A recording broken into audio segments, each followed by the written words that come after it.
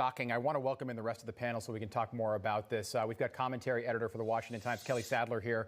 Project 21 National Advisory Board member Christopher Arps is joining us this morning. And former Trump campaign aide Rick Gates is here as well. Kelly, I know you guys have talked about this a lot over the last 3 weeks in particular at the Washington Times. But so Kamala Harris yesterday says, all right, I'm going to go to Mexico. I'm going to go to Guatemala. All right. She doesn't say when, but she says she's going to go there at some point. My question, and this just it might seem foolish, but how can she negotiate with foreign leaders and speak from a point of power and expertise on something she has not seen with her own eyes? She has yet to go to the border. Well, this just seems like a very academic Ivy League explanation of her job, right? Like, she'd much prefer to have these high-level diplomatic talks and talk about U.S. potential funding to these areas to improve their infrastructure. It's all at a high-level academic area. Meanwhile, there's a crisis happening at our southern border that requires some hands-on leadership. Our ICE patrol members, our CBP patrol members, they're being overwhelmed. The facilities are running over capacity. In the first 3 months of this year, there was a 233% increase in fentanyl seizures at the border compared to this time last year. So this is a real crisis. But the mainstream media isn't holding Kamala responsible for it. They're seeming to let him get off. The Washington Post just the other day ran a story talking about her crocheting and they followed her to a local store in Old Town Alexandria, Wait, Virginia. Kelly, did you say crocheting? Yes, crocheting. What is crocheting again? She's bringing it back. Is that knitting? What is crocheting? Knitting. Yeah, crocheting. I mean, she's in a yarn shop, for Pete's sake. So this is what your grandmother does. Chris, I don't mean to be, look, and I don't want to stay on the border for too long here, but look, Kamala Harris, she is adequate on paper. But when rubber meets the road, she has zero qualifications for this. I heard her say when she was appointed on March 24th, she says, I've been to the border. Yeah, because she used to represent California. I used to work at a news station in California. I've been to the border, too. It's a lot different to travel down to, just south of San Diego and at the Tijuana crossing there and to see the actual wall versus to go down to the border, especially in places like Arizona, New Mexico, and Texas, where it's at its worst right now, and see it during the worst crisis in 20 years.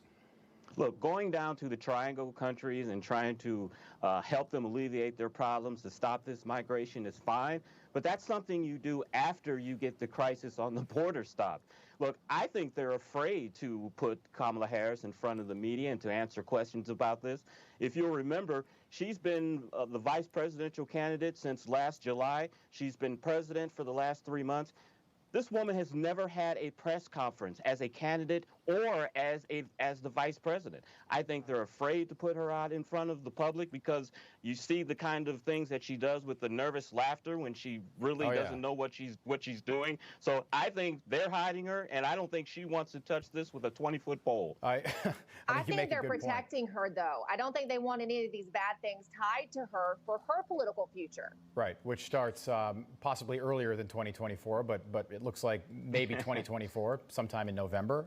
It looks like she could be the candidate. I don't think that's speculation. I mean, it's speculation, but I think that could actually happen. I want to dive into a big topic here, and if we don't cover it all now, we can pick it back up on the other side. Lindsey Graham, Republican senator from South Carolina, says we could be in for another 9/11, possibly worse, if we pull troops out of Afghanistan right now. Take a listen. This September will be 20 years since Afghanistan was used as a launching pad to attack America to kill almost 3,000 of us. The reason they killed 3,000 of us almost is they couldn't find a better way to kill more of us. Does anybody doubt that if Al-Qaeda or ISIS had a nuclear capability, they'd use it? Rick, it's a compelling point. Joe Biden has made Afghanistan, not China, not Russia, a foreign policy issue here by committing to pull these troops out by September 2021. How's this going to impact the rest of his foreign policy agenda here? Well, it's going to put, Biden, look, he's already governing from a position of weakness. So it's going to give our adversaries an opportunity to see that weakness and exploit it. And you're going to continue to see this moving forward. Lindsey Graham could be right. But the problem with this is that, when this started, it was a military operation and our politicians got involved and they took it away from the military. So when Joe Biden says yesterday that, the mission is accomplished, the mission is not accomplished. It still poses a number of significant dangers, many of which could impact the United States moving forward. But the key is it is a forever war, and we can't be there forever. And so we have to pull out at some point. President Trump made that very clear. He thought the loss of U.S. life was too much, and he made a decision. And so we're going to see this moving forward. But look, it is not an easy issue to address. It's very unfortunate the position that we're in, and we can be doing more. But a lot of these Republicans and Democrats are calling for this, and there are a lot of that are calling against it. So time will tell. But we need to move the troops out now. All right, hold that thought. We'll pick up that topic right after the break.